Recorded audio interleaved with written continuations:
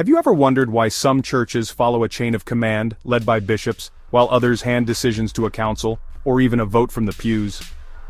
Welcome to a deep dive into church polity, and today, we're asking a bold question. Should churches still have bishops? Church polity is the structure of authority in a church, who leads, who decides, and how decisions are made. It's a fundamental aspect that shapes the identity and function of a church community. Understanding church polity helps us grasp how different denominations operate and make decisions, reflecting their theological and cultural values. Think of it like the spiritual blueprint of leadership. Just as a physical blueprint guides the construction of a building, church polity guides the organization and governance of a church. It ensures that there is order, accountability, and a clear process for decision-making, which is crucial for maintaining the integrity and mission of the church. There are a few major types of church polity, each with its own unique structure and approach to leadership. These types have evolved over centuries, influenced by historical, theological, and cultural factors. Understanding these different models can provide insight into why churches operate the way they do, and how they address issues of authority and governance. Congregational polity emphasizes local autonomy, where the members of the church have the authority to make decisions. This model is democratic in nature, with members voting on key issues such as the selection of pastors, budget approvals, and major church initiatives. It reflects a belief in the priesthood of all believers, where each member has a voice in the governance of the church. Presbyterian polity, on the other hand, is led by a council of elders.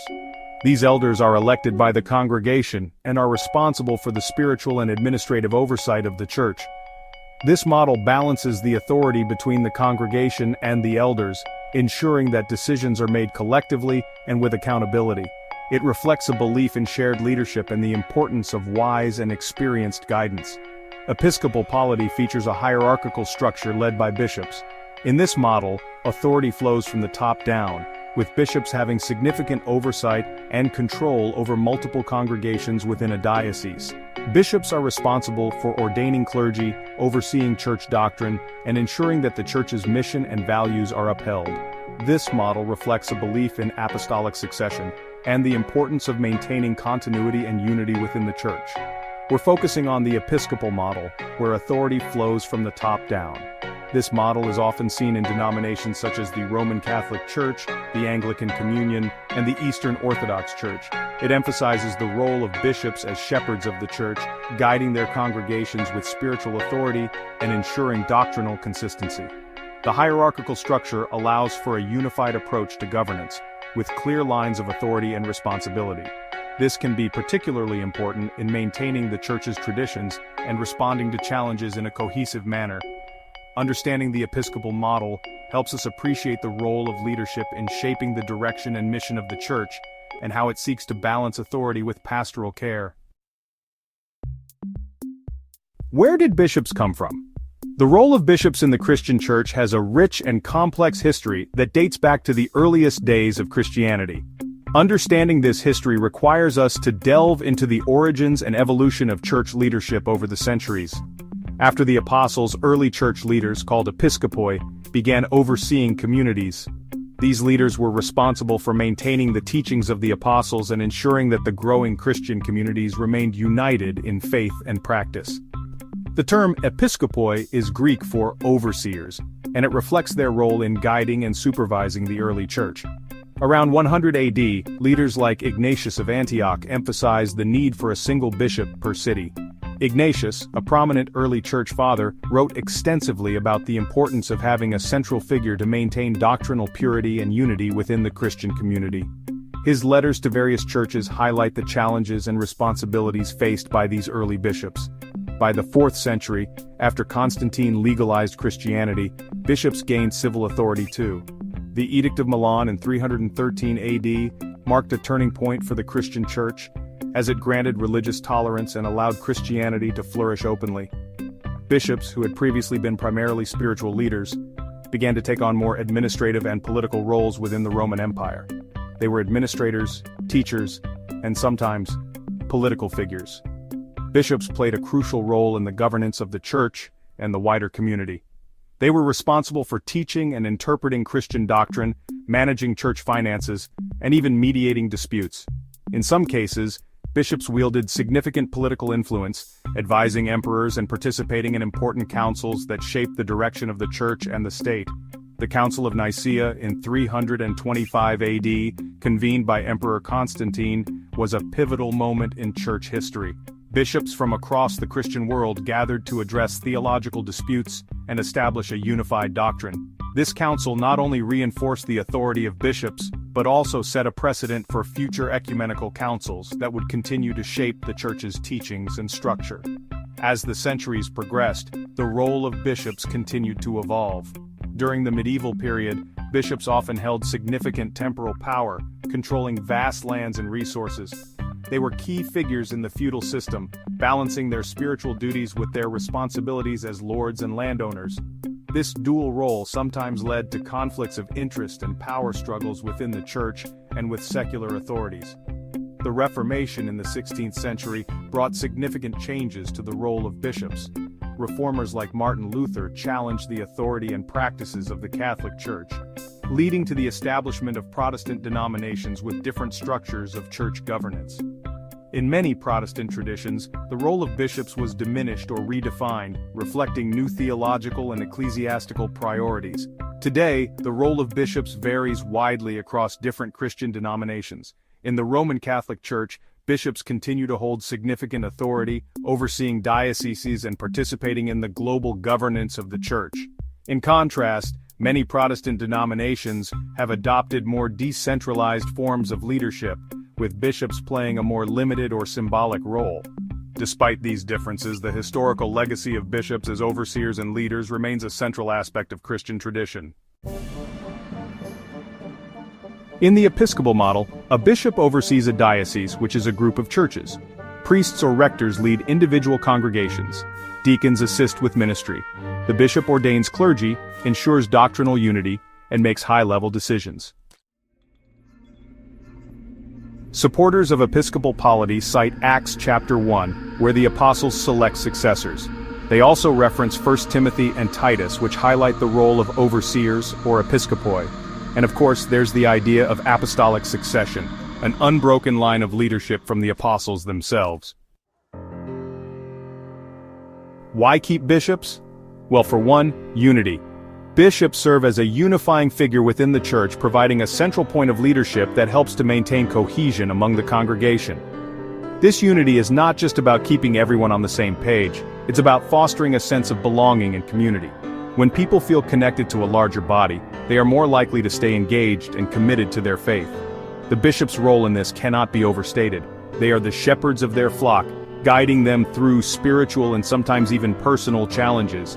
This sense of unity is crucial in a world that often feels fragmented and divided. The bishop stands as a symbol of continuity and stability, reminding the congregation that they are part of something larger than themselves. Centralized leadership helps keep churches theologically aligned. This is particularly important in maintaining doctrinal purity and consistency. When theological disputes arise, the bishop can step in to provide clarity and direction, ensuring that the church's teachings remain consistent with its core beliefs. This centralized leadership also allows for more effective decision-making. Instead of having multiple voices competing for attention, the bishop can make informed decisions that benefit the entire congregation. This is not to say that the bishop's word is final, rather it provides a starting point for meaningful dialogue and discussion. Theological alignment is essential for the health of the church, and the bishop plays a key role in maintaining this alignment. They are the guardians of the church's teachings, ensuring that they are passed down accurately from generation to generation.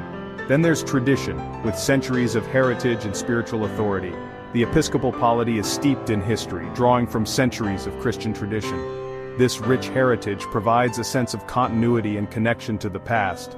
It reminds the congregation that they are part of a long line of believers who have upheld these teachings and practices. This sense of tradition is not just about looking back, it's about understanding the present and preparing for the future. The bishop, as a custodian of this tradition, helps to keep the church grounded in its historical roots while also guiding it forward. This balance between tradition and innovation is what makes the Episcopal polity so resilient and adaptable. The spiritual authority that comes with this tradition is also significant. it lends weight to the bishop's decisions and teachings, making them more likely to be accepted and respected by the congregation. In times of crisis, bishops can make fast, tough calls on moral or societal issues. Their role as moral leaders becomes particularly important during such times. Whether it's a local issue affecting the congregation or a broader societal challenge, the bishop can provide guidance and support. This ability to make quick, decisive actions is crucial in navigating crises effectively. The bishop's experience and spiritual insight allow them to address these issues with a level of authority and compassion that is often needed. They can mobilize resources, offer pastoral care, and provide a sense of direction when it is most needed. This leadership in times of crisis helps to reassure the congregation and maintain their faith and trust in the church. And let's not forget the global connection, being part of a larger, interconnected network of churches. This global connection allows for the sharing of resources, ideas, and support across different regions and cultures. It fosters a sense of solidarity and mutual support among churches worldwide. The bishop plays a crucial role in maintaining these connections, often participating in international conferences and meetings. This global perspective enriches the local church, providing new insights and opportunities for growth. It also allows the church to be part of a larger mission, working together to address global challenges and spread the message of the gospel. This interconnectedness is one of the strengths of the Episcopal Polity, allowing it to be both locally rooted and globally engaged.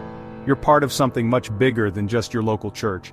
This sense of belonging to a global community can be incredibly empowering. It reminds the congregation that they are not alone in their faith journey. They are part of a worldwide family of believers, all working towards the same goals. This global perspective can also inspire and motivate the local congregation, encouraging them to think beyond their immediate context and consider the broader impact of their actions. The bishop, as a representative of this global community, helps to bridge the gap between the local and the global, ensuring that the church remains connected and engaged with the wider world. This sense of being part of something larger is one of the key advantages of the Episcopal Polity, providing a sense of purpose and direction that extends beyond the local church. But it's not all roses. Too much power, centralization risks corruption. Disconnected leadership bishops may be out of touch with the local church. Slow to change tradition can resist reform. Top-down tension. Some argue it prioritizes institution over inspiration. In a digital age where everyone has a voice, does top-down leadership still work? Episcopal churches face real challenges, modern ethics, inclusivity debates, and relevance in a decentralized world, but they also offer something rare, a sense of rootedness, authority, and historical memory that some find deeply grounding. So, should churches still have bishops? That depends on what you value most: tradition or innovation, unity or autonomy, authority or collaboration. Bishops may be controversial, but they've also carried the church through centuries. Thanks for watching. If this stirred your thoughts, drop a comment. Let's have a real conversation.